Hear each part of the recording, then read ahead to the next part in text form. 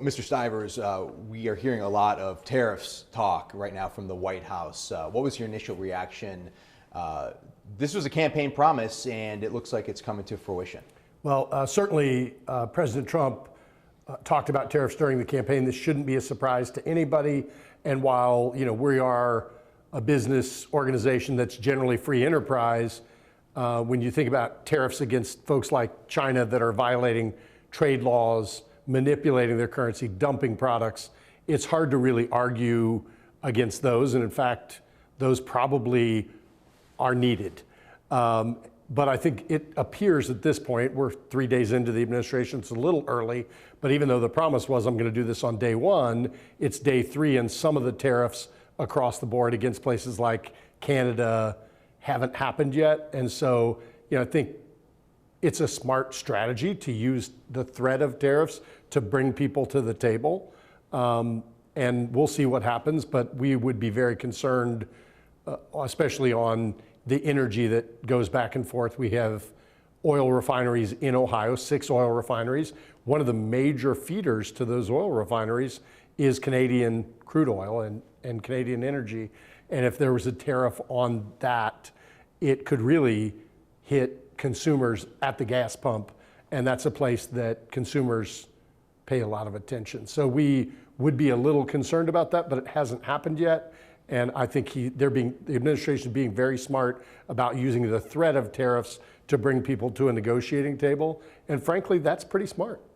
What are you hearing from your members? Because Ohio, the state of Ohio's largest importers and exports go to Canada, Mexico, and China. Yeah. So what are you hearing from some of your members that have to do business with Canada and Mexico frequently? Our members are concerned, but I think, I will tell you, we did a survey of our members. They are more optimistic about the economy now than they have been in any time since I've been here, and I've been here 3.5 years. So I think generally they feel good about less regulation, consistent taxes. The tariffs sometimes can scare some of our members for sure, but so far it's been fairly measured, and we're going to work to try to make sure the administration hears both sides on tariffs. We know they know some of the good things about tariffs. We want to help them understand that sometimes tariffs can hurt consumers because ultimately they raise the price of products. But as I said, today I feel pretty good that they've had a very measured approach. They've used tariffs to bring people to the table, to have meaningful conversations. It's still early, and we want to make sure that there's a thoughtful approach on them. But, and we have a lot of members that do business with China, but there's been a lot of concern over the last few years among those members with the way China steals their intellectual property, competes against them. Sometimes China will build a plant that is exactly what the American companies do. They build one just down the road that does the same thing and compete directly against them with a completely Chinese-owned facility, and that's really troubling to a lot of folks. So there's been a move away from China for a number of years, even before the first Trump administration, but I think that's accelerating now. But we do have members that are sort of stuck where China's the only place they can do business, and I think there might need to be some considerations around those things. If it's the only place you can get something, then there's not much you can do to plan around it. But a lot of our members are actively rearranging their supply chain and have been for 3 to 5 years. And a lot of the supply chain rearranging happened during COVID, right? That's right. So it was forced during COVID. Yes, it was sir. forced, but some of those plans stuck. So generally not a major concern right now, unless February 1st, the deadline for these tariffs might be coming in. I mean, I will tell you, there's still some people that are very concerned, but I think most of our members today, when I talk to them, say, let's give the administration a chance. Now, there are already tariffs on China in place from That's correct. Trump's from the first administration. Trump. And the Biden administration didn't do away with any of those tariffs. And what was the impact for Ohio businesses with that first round? Well, there was a lot of supply chain rearranging that started during the first Trump administration or even a little before, and then accelerated during COVID, which was at the end of the Trump administration. So there's been years to try to start to pull some of that back. And that's why China's not as big a concern among most of our members. They understand there may be additional tariffs on China. We have a few members, obviously, that are outliers in that opinion, but most of our members aren't as focused on the tariffs on China. They're focused on the tariffs on some of our other friends, where maybe they've moved production away from China to somewhere else, and now there's threats of tariffs in those locations. That's concerning to a few folks.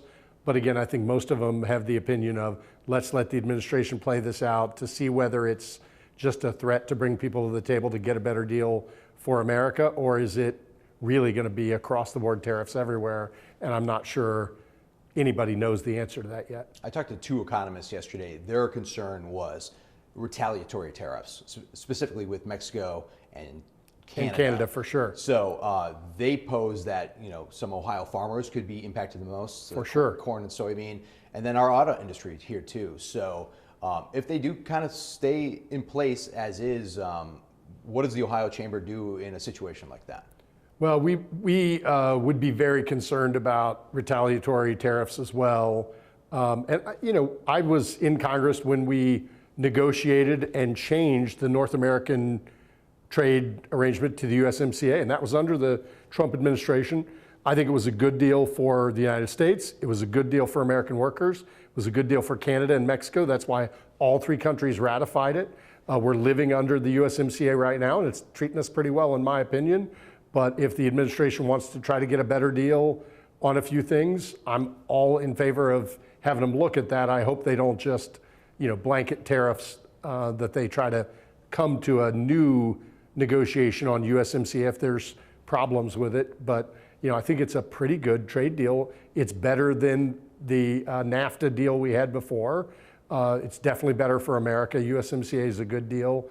And, I hope that we can live with USMCA, but I want to work with the administration and see what their concerns are, because I've not actually heard specific concerns about what are the problems with USMCA. I mean, it's a free trade deal that we worked out, again, with the Trump administration and members that were Republicans and Democrats in Congress, and it passed on a fairly bipartisan basis.